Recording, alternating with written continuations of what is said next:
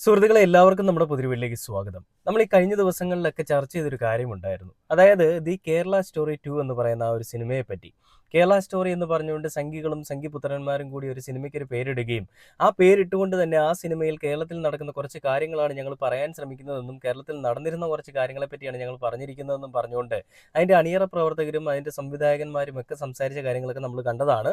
കേരളത്തിൽ നിന്നുള്ള മാധ്യമങ്ങൾ ചോദ്യങ്ങൾ ചോദിക്കുമ്പോൾ ഉത്തരം മുട്ടി ബബ്ബുബ അടിച്ചു പോയൊരു ടീംസിനെ നമ്മളവിടെ കണ്ടതാണ്.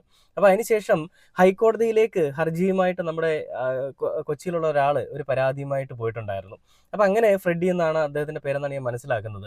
അദ്ദേഹം പരാതി നൽകിയത് കേരളത്തിൽ നടക്കാത്ത ഒരു കാര്യം, കേരളത്തിൽ ഇല്ലാത്ത ഒരു കാര്യം, കേരളത്തിൽ ഒരിക്കലും ഉണ്ടാവാൻ പോകുന്നില്ലാത്തൊരു കാര്യം കേരളത്തിലുണ്ട് എന്ന് പറഞ്ഞുകൊണ്ട് ഈ രീതിയിൽ മെഴുകാനായിട്ട് വരുന്ന സംഘികളുടെ ഈ പറയുന്ന സംഘടിതമായിട്ടുള്ളൊരു നീക്കത്തെ ഞങ്ങൾ ശക്തമായിട്ട് എതിർക്കുക തന്നെ ചെയ്യുമെന്നാണ് പറയുന്നത്. അതായത് ഈ സിനിമ അത് റിലീസായി കഴിഞ്ഞാൽ അത് കേരളത്തിൽ മാത്രമല്ല മറ്റുള്ള അന്യ സംസ്ഥാനങ്ങളിലും അല്ലെങ്കിൽ മറ്റുള്ള പലയിടങ്ങളിലും അത് വലിയ രീതിയിൽ നെഗറ്റീവ്ലി നമ്മളെ എഫക്റ്റ് ചെയ്യും എന്നുള്ളതാണ് അദ്ദേഹം പറഞ്ഞത്. ഏകദേശം പറഞ്ഞതുപോലെ തന്നെയായിരുന്നു കാര്യങ്ങൾ. ആ സിനിമ വന്നു കഴിഞ്ഞാൽ കേരളത്തിന്റെ മുഖച്ഛായ തന്നെ മാറുന്ന രീതിയിലേക്കുള്ള കാര്യങ്ങൾ ഉണ്ടാവാൻ പോവുകയാണെന്നുള്ളത് നമുക്ക് മനസ്സിലാക്കാമായിരുന്നു. അപ്പൊ അങ്ങനെ ഈ സിനിമ പ്രദർശിപ്പിക്കാൻ പാടില്ല എന്ന് പറഞ്ഞുകൊണ്ട് ഹൈക്കോടതിയുടെ ഒരു നിർദ്ദേശം വരികയും പിന്നീട് അതിനുശേഷം ഇന്ന് ഞാൻ നോക്കുമ്പോൾ കാണുന്ന ഒരു പോസ്റ്റാണ് ആ സിനിമ പ്രദർശിപ്പിച്ചോളാൻ എന്ന് പറഞ്ഞുകൊണ്ട് പ്രദർശനാനുമതി കൊടുത്തിരിക്കുന്ന ഒരു കാര്യം. ഇന്നിപ്പോൾ ഞാൻ കണ്ടൊരു വാർത്ത, ഈ ഒരു ഹൈക്കോടതി വിധിയെ അല്ലെങ്കിൽ ഹൈക്കോടതി വിധി പറഞ്ഞിരിക്കുന്ന ആ സിനിമ പ്രദർശിപ്പിക്കാൻ പാടില്ല എന്ന് പറഞ്ഞെടുത്ത് ഹൈക്കോടതി ഡിവിഷൻ ബെഞ്ച് പറഞ്ഞിരിക്കുന്ന ആ സിനിമ പ്രദർശിപ്പിച്ചോളാനെന്നാണ്. അപ്പോൾ ആ വാർത്ത ഞാൻ എന്തായാലും നിങ്ങളൊന്ന് കാണിച്ചു തരാം. അത് കണ്ടിട്ട് നമുക്ക് എന്തായാലും ബാക്കി വീഡിയോയിലേക്ക് വരാം. കേരള സ്റ്റോറി 2 പ്രദർശിപ്പിക്കാമെന്ന തീരുമാനം ഹൈക്കോടതി ഡിവിഷൻ ബെഞ്ച് കൈക്കൊണ്ടിരിക്കുന്നു എന്നുള്ളതാണ് ഏറ്റവും പ്രധാനപ്പെട്ട വാർത്ത. നിർമ്മാതാക്കൾക്ക് ആശ്വാസമുണ്ടായിരിക്കുന്നു. കേരള സ്റ്റോറി 2 റിലീസ് ചെയ്യാം. സിംഗിൾ ബെഞ്ചിന്റെ നടപടി സ്റ്റേ ചെയ്തിരിക്കുന്നു. വിധി ഹൈക്കോടതി ഡിവിഷൻ ബെഞ്ചിന്റേതാണ്. ശ്യാം ദേവരാജ് വിവരങ്ങളുമായി നമ്മളോടൊപ്പമുണ്ട്. ശ്യാം, വലിയ വാദപ്രതിവാദങ്ങളാണ് ഉണ്ടായത്. കേരളത്തിന്റെ സൗഹൃദാന്തരീക്ഷത്തെ ചോദ്യം ചെയ്യുന്ന കണ്ടന്റ് എന്ന് പറഞ്ഞുകൊണ്ട് തന്നെയാണ് സ്റ്റേ ഉണ്ടായിരുന്നത്. അതിനെ ഡിവിഷൻ ബെഞ്ച് റദ്ദാക്കുമ്പോൾ എന്തൊക്കെ ഗ്രൗണ്ടാണ് അതിന് പറഞ്ഞിരിക്കുന്നത്? കേരള സ്റ്റോറി 2 തിയേറ്ററുകളിലേക്ക് എത്തുകയാണ്. ഡിവിഷൻ ബെഞ്ചിന്റെ സ്റ്റേ ഉത്തരവ് ഡിവിഷൻ ബെഞ്ച് സ്റ്റേ ചെയ്തിരിക്കുന്നു. അതായത് സിംഗിൾ ബെഞ്ചിന്റെ ഉത്തരവ് നിലനിൽക്കുന്നതല്ല. കേരള സ്റ്റോറിയുടെ പ്രദർശനാനുമതി തടഞ്ഞ നടപടിയാണ് ഹൈക്കോടതി ഡിവിഷൻ ബെഞ്ച് സ്റ്റേ ചെയ്തത്. കേരള സ്റ്റോറിക്ക് തിയേറ്ററുകളിലേക്ക് എത്താം. ഇന്നലെ പ്രത്യേകമായ ബെഞ്ച് പ്രത്യേകമായി ചേർന്നാണ് വാദം കേട്ടത്. വിശദമായ വാദം ഏതാണ്ട് 2 മണിക്കൂർ കേട്ടത്. അതിനുശേഷമാണ് കേരള സ്റ്റോറിയുടെ റിലീസിന് ഹൈക്കോടതി അനുമതി നൽകുന്നത്. ഇതിൽ ഏറ്റവും പ്രധാനപ്പെട്ട ഒരു കാര്യം, ഇന്നലെ കോടതിയിൽ ഉന്നയിച്ച ഈ കോടതി തന്നെ ചോദിച്ച ഒരു സുപ്രധാനമായ ചോദ്യമുണ്ട്. അതായത് ഈ ഹർജിക്കാർക്ക് എങ്ങനെ ഇതൊരു പൊതു താല്പര്യ ഹർജിയുടെ സ്വഭാവമുള്ള ഹർജിയാണല്ലോ, ഇതെങ്ങനെ ഈ സിംഗിൾ ബെഞ്ചിന്റെ കണ്ടില്ലേ, ഇതാണ് ആ വാർത്തകളിലൊക്കെ വന്നിരിക്കുന്നത്. അതായത് ആ സിനിമ പ്രദർശിപ്പിച്ചോളൂ, കുഴപ്പമില്ല എന്ന് പറഞ്ഞുകൊണ്ട് ആ ഒരു ഹൈക്കോടതി വിധിയെ മാറ്റിക്കൊണ്ട് ഡിവിഷൻ ബെഞ്ച് ഒരു വിധി ഇറക്കി. ആ സിനിമ ഇനി തിയേറ്ററിൽ വന്നാലും കുഴപ്പമില്ലെന്നുള്ള രീതിയിലാണ് പറഞ്ഞത്. ഈ ഒരു വിധിക്കൊക്കെ ശേഷം ഞാൻ ഒരുപാട് പോസ്റ്റുകളൊക്കെ കണ്ടു. എന്താണ് നമ്മുടെ നാട്ടിലെ മതസൗഹാർദ്ദം, അല്ലെങ്കിൽ ഏതൊക്കെ രീതിയിലാണ് നമ്മുടെ നാട്ടിലെ ആളുകൾ അങ്ങോട്ടും ഇങ്ങോട്ടും പരസ്പരം ബന്ധപ്പെട്ടിരിക്കുന്നതെന്നും എങ്ങനെയാണ് അവരുടെ ഉള്ളിലുള്ള ഒരു മതേതര ചിന്തകൾ ഉടലെടുക്കുന്നതെന്നും ഒക്കെയുള്ള ആ ഒരു കാര്യങ്ങളൊക്കെ ഞാൻ ആ പോസ്റ്റുകളിലൊക്കെ കണ്ടു കേട്ടോ. അപ്പം ഞാൻ എന്തായാലും ആ വാർത്ത നിങ്ങളെ കാണിച്ചതിന് ശേഷം ബാക്കി കാര്യങ്ങളിലേക്ക് പോവാം. ആറ്റുകാൽ പൊങ്കാലയാണ് ഏതാനും ദിവസങ്ങൾക്കകം വരുന്നത്. വേറൊരു വിശ്വാസവുമായി ബന്ധപ്പെട്ടതാകയാൽ അതിന്റെ ആചാരങ്ങളിലും ചടങ്ങുകളിലും നമ്മൾ പങ്കാളികളല്ല. പക്ഷേ കുറെ സഹോദരിമാരും കുട്ടികളും തിരുവനന്തപുരം നഗരത്തിലേക്ക് അതിഥികളായിട്ട് എത്തുന്ന സന്ദർഭമാണ്. അവരുടെ ഏറ്റവും നല്ല ആതിഥേയരായിട്ട് മാറാൻ നമുക്ക് സാധ്യമാവണം. റമദാനിലാണ് ഈ വർഷം യാദർശികമായിട്ട്, കഴിഞ്ഞ വർഷവും അങ്ങനെയായിരുന്നു ഈ പൊങ്കാല ഉണ്ടാകുന്നത്.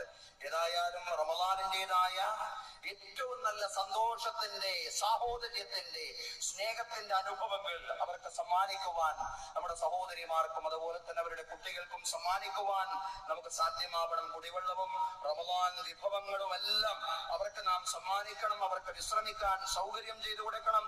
നമ്മുടെ മസ്ജിദുകളും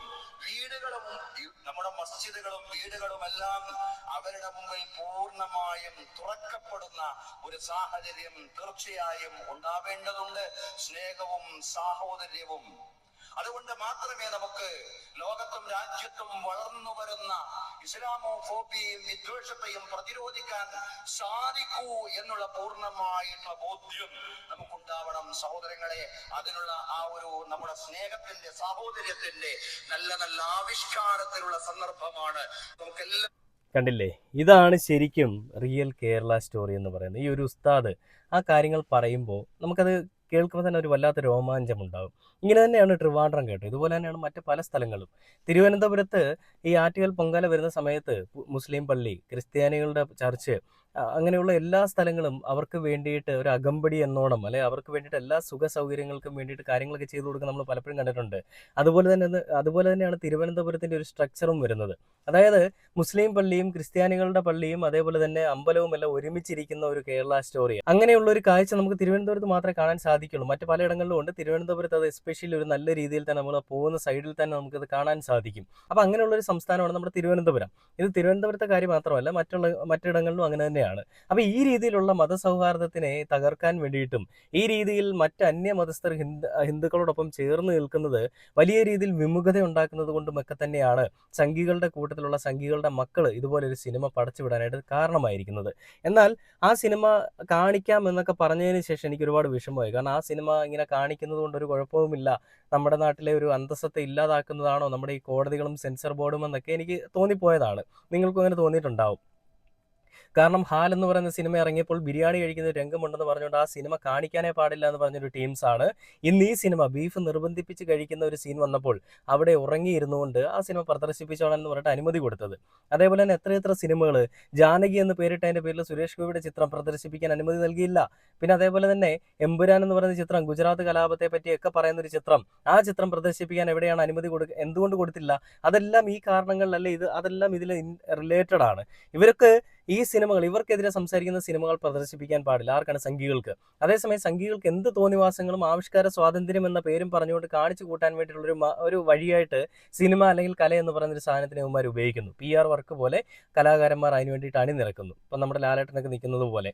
അപ്പം അങ്ങനെ ഈ രീതിയിൽ സംഘികൾ ഈ രീതിയിലെ വൃത്തികെട്ട കളികൾ കളിക്കുമ്പോൾ അതിനെ എതിർക്കാനായിട്ട് നമ്മുടെ കേരളത്തിലുള്ള ആൺകുട്ടി ഒരുത്തനുണ്ടായിരുന്നു. അദ്ദേഹം എതിർത്തു. പക്ഷെ ആ സിനിമ കോടതി അത് പ്രദർശിപ്പിച്ചോളാൻ പറഞ്ഞു. അതിനകത്ത് വേറെ വലിയ കാര്യങ്ങളൊന്നും ഇല്ല എന്നാണ് കോടതി പറഞ്ഞത്. അതെന്തായാലും കോടതിയുടെ കാര്യങ്ങൾ അവിടെ നിൽക്കട്ടെ. അപ്പം നമുക്ക് എന്തായാലും ഈ ഒരു സിനിമയെ പറ്റി പറഞ്ഞിരിക്കുന്നത് ഇങ്ങനെയാണ്. ബുക്കിംഗ് 0, കൊച്ചിയിൽ കേരള സ്റ്റോറി 2 ആദ്യ ഷോ റദ്ദാക്കി, കാണാൻ ആളില്ല, കേരള സ്റ്റോറി 2വിൻ്റെ കോഴിക്കോട്ടെ ആദ്യ ഷോ റദ്ദാക്കി എന്ന് പറഞ്ഞുകൊണ്ട് വേറെയും പോസ്റ്റുകൾ വരുന്നുണ്ട്. അപ്പോൾ ഈ സിനിമ കാണാൻ ആളുകൾ തീരെ ഇല്ല. എല്ലാവരും ആ സിനിമ ബഹിഷ്കരിച്ചിരിക്കുകയാണ്. ഇതും ഒരു ശരിക്കും റിയൽ കേരള സ്റ്റോറിയാണ് കേട്ടോ. ഈ അണിയറ പ്രവർത്തകരും സംവിധായകന്മാരും ഒക്കെ വിചാരിച്ചത് ഈ വിവാദം ഉണ്ടാകുമ്പോൾ വലിയ രീതിയിൽ ഹൈപ്പ് കയറി ഇതങ്ങോട്ട് ഞങ്ങൾക്ക് വലിയ ഹൈപ്പാണ്, ഞങ്ങൾ ഈ സിനിമ പ്രദർശിപ്പിക്കും, എല്ലാ ആളുകളും കാണുമെന്നാണ് വിചാരിച്ചത്. എനിക്കൊന്ന് സംഘികൾ പോലും പോയി കണ്ടില്ല കേട്ടോ. കണ്ട് ഞാൻ നാണം കെടും അടി കിട്ടുമെന്ന് അറിയാവുന്നതുകൊണ്ട് സംഘികളിലുള്ള ഈ രാജീവ് ചന്ദ്രശേഖരൻ പോലും പോയി കണ്ടിട്ടില്ല. എന്തായാലും ആ സിനിമ കാണാൻ ആളുകളില്ല. തിയേറ്ററുകളിലെ ഷോകളെല്ലാം റദ്ദാക്കിയിട്ടുണ്ട്. ഈ രീതിയിലുള്ള ഒരു മതവിദ്വേഷത്തിനും ഒരു മതവിദ്വേഷം ഉണ്ടാക്കാൻ വരുന്ന മത തീവ്രവാദികൾക്കും ഈ കേരളത്തിൽ ഒരു ഇടം കിട്ടില്ല. സംഘികൾക്ക് ഇടം കൊടുക്കുന്നില്ല, പിന്നെ നിനക്കൊക്കെ. അതുകൊണ്ട് നിൻ്റെയൊക്കെ ഈ ചിന്താഗതികൾ രണ്ടായിട്ട് മടക്കി കുത്തി മടിക്കുത്തിന് താഴെ വെച്ചുകൊണ്ട് വേറെ വല്ല പണിയും നോക്കണം മക്കളെ എന്നേ എനിക്ക് ഈ സമയത്ത് പറയാനുള്ളൂ. ഇവിടെയുള്ള മതസൗഹാർദ്ദം, ഇവിടെയുള്ള ജനങ്ങൾ തമ്മിൽ അവർ അങ്ങോട്ടും ഇങ്ങോട്ടും മനസ്സ് പങ്കുവെച്ചുകൊണ്ടാണ് അവർ ജീവിക്കുന്നത്. അല്ലാതെ മതമോ ജാതിയോ അല്ലെങ്കിൽ വർണ്ണമോ അങ്ങനെയുള്ള വിവേചനങ്ങൾ കൊണ്ടല്ല ജീവിക്കുന്നത്. അതുകൊണ്ട് തന്നെ അവർക്ക് എന്തൊക്കെ പറയണം, എങ്ങനെയൊക്കെ ജീവിക്കണം, ഏതൊക്കെ രീതിയിൽ അങ്ങോട്ടും ഇങ്ങോട്ടും സഹായിച്ചും ജീവിക്കണം എന്നുള്ളത് അവർക്കറിയാം. നിൻ്റെയൊന്നും മെഴുകലുകൾ ഇവിടെ വേണ്ട എന്ന് സാരം. അപ്പോൾ ഈ ഒരു കാര്യത്തിൽ നമുക്ക് സന്തോഷകരമായ ഒരു വാർത്ത തന്നെയാണ് കാണുന്നത്. സിനിമ കാണാൻ ആളില്ല, സിനിമകൾ ബഹിഷ്കരിക്കുന്നു, അല്ലെ തിയേറ്ററുകൾ സിനിമ ബഹിഷ്കരിച്ചിരിക്കുന്നു. ഇനി അതുണ്ടാവില്ല, കാണാനും ആളുണ്ടാവില്ല. സംഘികളുടെ സംഘിവൽക്കരണവും കാവിക്കളസവൽക്കരണവും ഇവിടെ ഉണ്ടാവില്ല എന്ന് പ്രത്യേകിച്ച് പറഞ്ഞുകൊണ്ട് ഈ ഒരു വീഡിയോ അവസാനിക്കുകയാണ്. പുതിയൊരു വീഡിയോ ആയിട്ട് കാണുന്നവരെ ഓക്കെ ബൈ.